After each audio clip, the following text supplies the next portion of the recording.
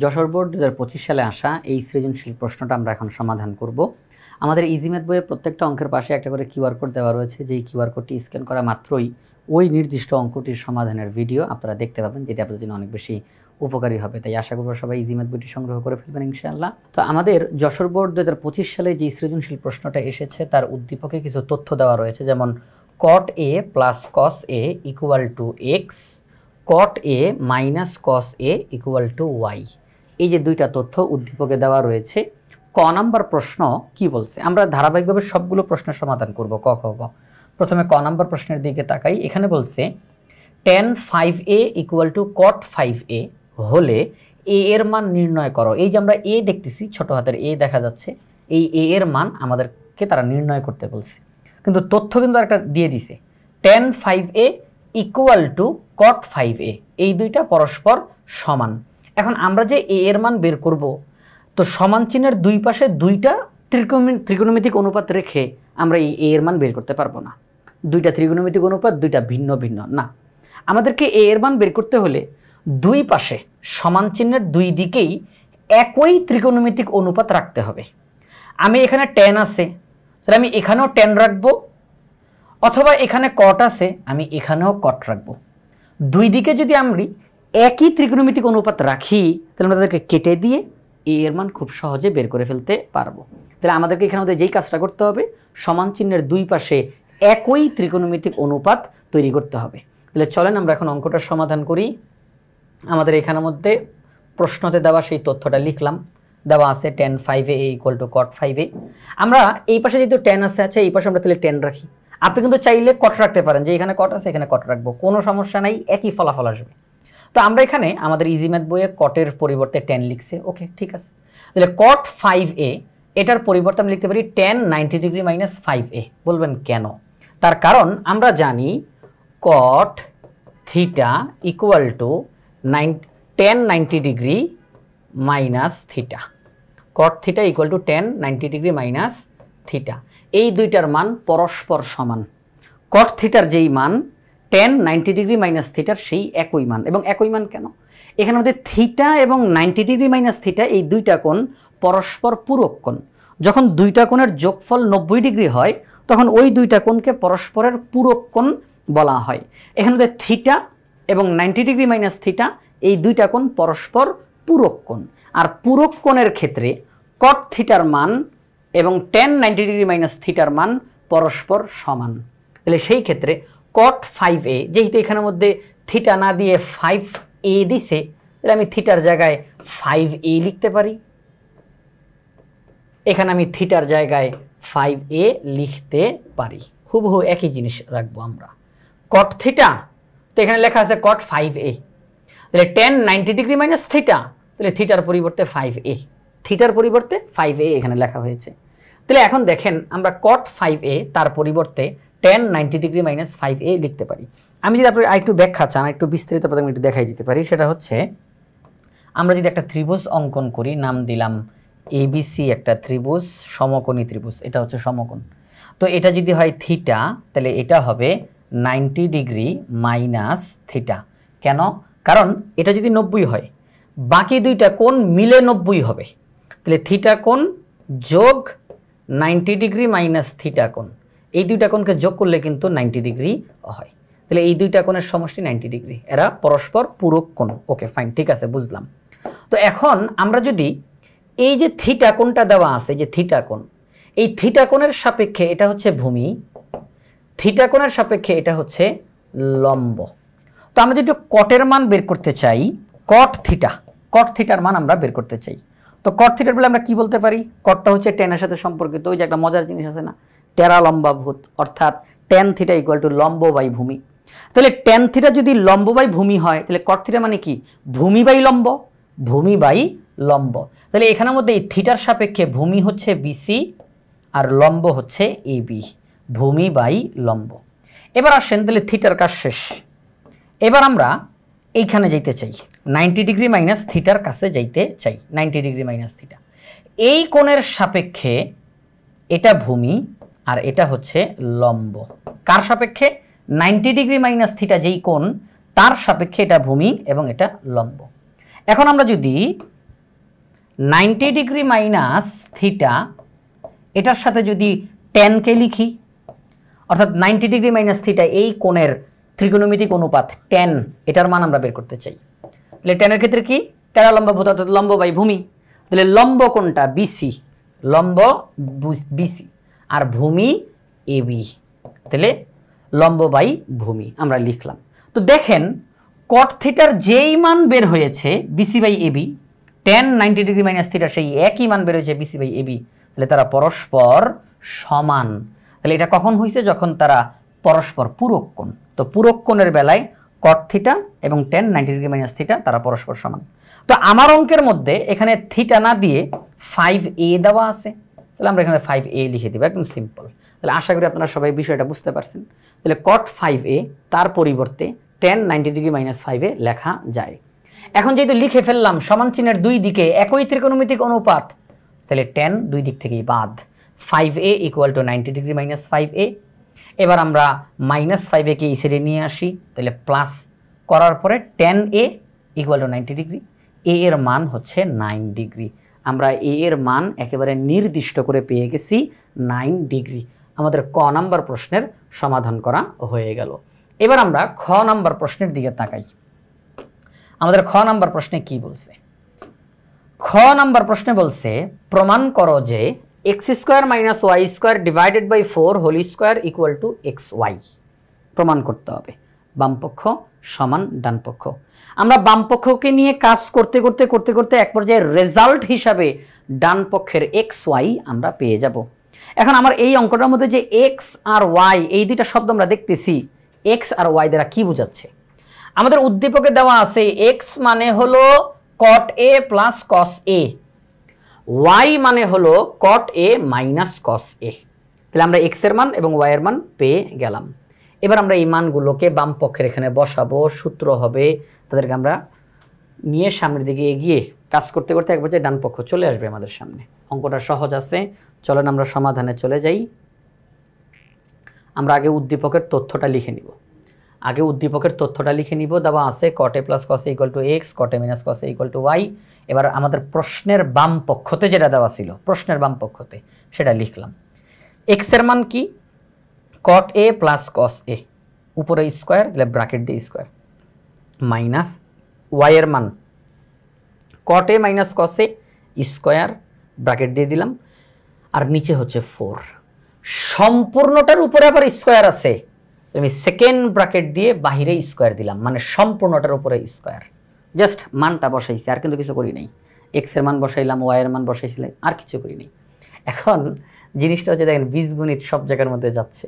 সেটা হলো কট A plus cos A, caught A minus cos A, caught A caught A cos A cos A.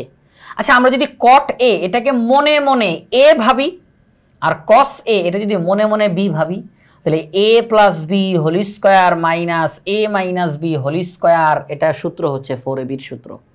4ab equal to a plus b whole square minus a minus b whole square. তাহলে আমি এই উপরে এই যে লবের যে অংশটা, এখানে আমরা বলতে পারি a plus b whole square minus a minus b whole square, এটা 4ab-র সূত্র।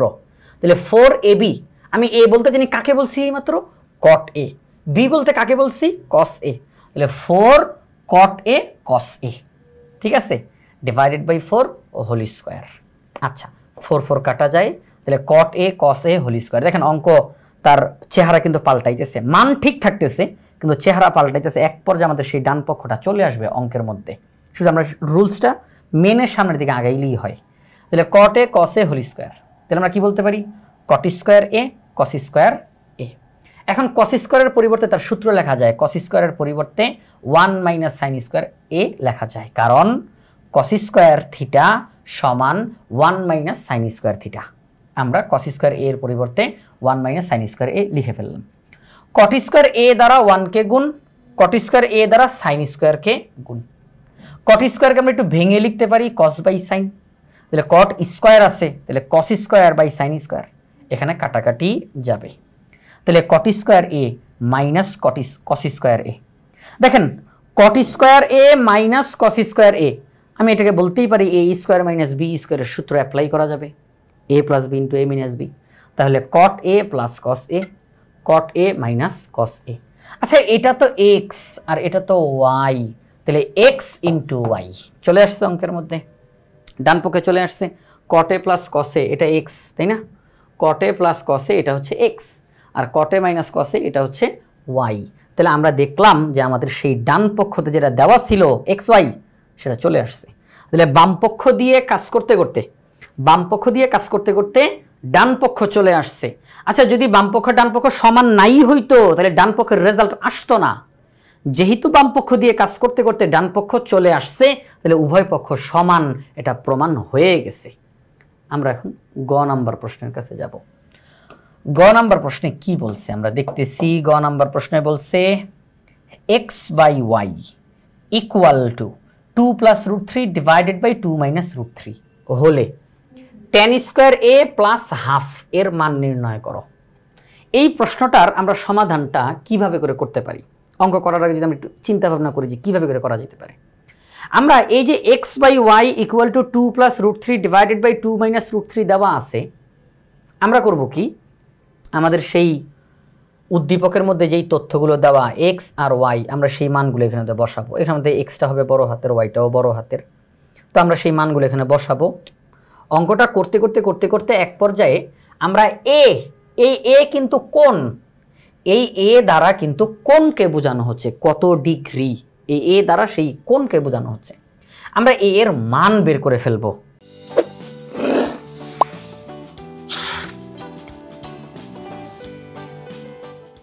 আমি জানি না অঙ্কের রেজাল্ট কত হবে, এ এর মান 30 ডিগ্রি, এ এর মান 60 ডিগ্রি, আমি জানি না, একটা মান বের হবে।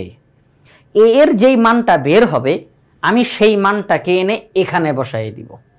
তাহলে tan স্কোয়ার এই এ এর মানটা এখানে বসাই দিব।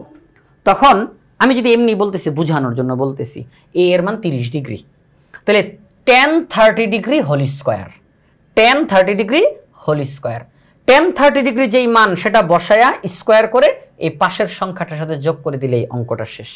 তাহলে এই অঙ্কটা করতে হইলে আমাকে কি ধাপটা কিভাবে মানতে হবে, x by y equal to 2 plus root 3 divided by 2 minus root 3 দেওয়া। এক্স বলতে উদ্দীপকের সেই এক্স, তার মানটা বসাবো, ওয়াই বলতে উদ্দীপকের সেই ওয়াই, সেই মানটা বসাবো। ক্যালকুলেশন করতে করতে এক পর্যায়ে শুধু এ এর মান বেরোবে, এ এর মান এখানে বসাই দিলে অঙ্কটা কমপ্লিট হয়ে যাবে। তাহলে এই হচ্ছে ধারাবাহিকতা। চলেন আমরা অঙ্কটার সমাধান করি। আমরা লিখলাম আমাদের ওখানের মধ্যে এক্স আর ওয়াইটা বড় হাতের হবে, এখানে এক্স এবং ওয়াই বড় হাতের হবে। আচ্ছা ঠিক আছে, তো আমরা উদ্দীপকের তথ্যগুলো লিখে ফেললাম। প্রশ্নে যেই তথ্য দেওয়া x by y equal to 2 plus root 3 divided by 2 minus root 3 সেটাও লিখলাম। এখন এক্সের জায়গায় এক্সের মান, ওয়াইয়ের জায়গায় ওয়াইয়ের মান বসাই দিব, যোজন বিয়োজন করব। কি করব? যোজন বিয়োজন। বলবেন যোজন বিয়োজন কি? যোজন বিয়োজন হচ্ছে লব যোগ হর, লব বিয়োগ হর, যোজন বিয়োজন, যোজন যোগ বিয়োজন বিয়োগ, তাহলে যোজন বিয়োজন, লব যোগ হর, লব বিয়োগ হর। তাহলে আমাদের এই অঙ্কে লব কট A plus cos A, Har caught A minus cos এ। তাহলে আমরা এখন যোজন বিয়োজন করতে পারি। লবটা লিখলাম, যোগ হর লিখলাম। এবার নিচে গিয়ে লব বিয়োগ হর, তাহলে লব বিয়োগ হর। এখন হর লিখতে গিয়ে সমস্যা হয়েছে, যেহেতু হরের সামনে একটা মাইনাস চিহ্ন আছে, তা আমি হর যখন বসাইতে যাব তখন এই মাইনাসের সাথে কিন্তু একটা সংঘর্ষ হবে, তখন মাইনাস থাকার কারণে চিহ্ন পাল্টাইয়া যাবে। তাহলে আমাদের এখানের মধ্যে হর হিসাবে কি আছে? কট এ মাইনাস কস এ। তাহলে যখন সামনে একটা মাইনাস চিহ্ন আছে, আপনি এবার কট এ মাইনাস কস এ বসাইতে যাচ্ছেন, ব্র্যাকেটে উঠে দিলে কি হবে? প্লাসে মাইনাসে মাইনাস কট এ, মাইনাসে মাইনাসে প্লাস কস এ, অর্থাৎ চিহ্নটা পরিবর্তন হয়ে যাচ্ছে। কটের সামনে যেই চিহ্ন, কসের সামনে যেই চিহ্ন, চিহ্ন পরিবর্তন হয়ে গেছে। তাহলে সেটাই এটা, একেবারে ভুল ভাববেন না যে এটাই কি দুইবার লেখলো কিনা, না, লব বিয়োগ হর, হর বসার দিকে চিহ্ন পরিবর্তন হয়েছে। এই সেটে যেমন যোজন বিয়োজন করছে এই দিকেও করতে হবে, বাধ্যতামূলক, এই দিকেও করতে হবে। যোজন বিয়োজন এক পক্ষে করা যায় না, উভয় পক্ষে করতে হবে। তাহলে এখন লব কোনটা? 2 প্লাস রুট 3 এটা হচ্ছে লব, 2 মাইনাস রুট 3 এটা হচ্ছে হর। তাহলে লব যোগ হর, লব বিয়োগ হর, এখন আমরা একটু যোগ বিয়োগের কাজগুলো করব। মাইনাস কস এ প্লাস কস এ কাটা, তাহলে দুইটা কট এ থাকে, তারপরে minus caught A plus cot এ বাদ দুইটা কস এ থাকে, -√3 প্লাস √3 কাটা, তাহলে থাকে 4 +2 -2 কাটা, তাহলে থাকে 2√3। এবার আমরা কাটাকাটি করতে পারি, 2 2 কাটা, একটু বড় করে দেখাই। আর এখানে আমাদের 2 4-এর মধ্যে 2 বার যায়, তাহলে cot a by cos a 2/√3, এই যে এটা কিন্তু 2, ঠিক আছে। আচ্ছা, তাহলে 2/√3। এখন যেই বিষয়টা সেটা হচ্ছে যদি একটু বিপরীতকরণ করে দিই, বিপরীতকরণ, তাহলে কসটা যাবে উপরে, কট যাবে নিচে, √3 যাবে উপরে, 2 যাবে নিচে, কারণ বিপরীতকরণ মানে লব আর হরকে তার জায়গা পরিবর্তন করে দেওয়া। আচ্ছা, লিখলাম। এতে করে কি সুবিধাটা হবে দেখেন, যে বিষয়ে কট এ তার মানটা আমি ভেঙে লিখলাম। কট এ মানে হচ্ছে কস বাই সাইন, কট মানে কি কস বাই সাইন। দেখেন কস এ লিখলাম, এই যে ভাগ চিহ্নটা আছে, এই যে ভাগ চিহ্নটা আছে, ভাগ চিহ্নকে উল্টাই দিলে হবে গুণ, ভাগের পরে যে আছে সেও উল্টায় যাবে, সাইন এ উপরে কস এ নিচে। এবার কস কস কাটা, শুধুই মাত্র সাইন এ ইকুয়াল টু √3/2। এখন কথা হচ্ছে এতক্ষণ যাবৎ দেখেন দুইটা করে ত্রিকোণমিতিক অনুপাত ছিল, দুইটা করে, এখন কিন্তু অঙ্কের মধ্যে একটাই ত্রিকোণমিতিক অনুপাত, সাইন এ ইকুয়াল টু √3/2। আমার উদ্দেশ্য তো এ এর মান বের করা, যতক্ষণ পর্যন্ত আমি এ এর মান না বের করতে পারতেছি আমি প্রশ্নের সমাধান করতে পারতেছি না। tan² a প্লাস হাফ তার মান বের করতে পারতেছি না, তাহলে এ এর মান আমার লাগবে। তাহলে এদিকে আছে সাইন এ, এদিকে আছে √3/2, আমার চেষ্টা থাকবে সাইন কত ডিগ্রির মান √3/2, কারণ আমি যদি উভয় দিকে সাইন আনতে পারি তাহলে সাইন সাইন কাটা, শুধু এ রয়ে যাবে, আমার সেই লক্ষ্য পূরণ হবে। আমরা জানি সাইন 60 ডিগ্রির মান √3/2, সাইন 60 ডিগ্রির মান √3/2, তাহলে উভয় পক্ষ থেকে সাইন কাটা, এ ইকুয়াল টু 60 ডিগ্রি। আমরা এ এর মান পেয়ে গেছি 60 ডিগ্রি। আচ্ছা, এ এর মান 60 ডিগ্রি আমরা অবশেষে পাইলাম। তাহলে আমাদেরকে যে প্রশ্ন করছিল যে তোমরা মান বের করো tan² a প্লাস 1/2, এইটার মান তোমরা নির্ণয় করো, আমরা এইমাত্র পাইলাম এ মানে হলো 60 ডিগ্রি। তাহলে এ এর জায়গায় 60 ডিগ্রি বসাই, tan² 60 ডিগ্রি, এটাকে সুন্দর করে লিখবো tan 60 degree whole square, tan 60 degree whole square. tan 60 ডিগ্রির মান √3, বাহিরে স্কোয়ার, স্কোয়ারের রুটে কাটা থাকে 3, তাহলে 3 প্লাস হাফ।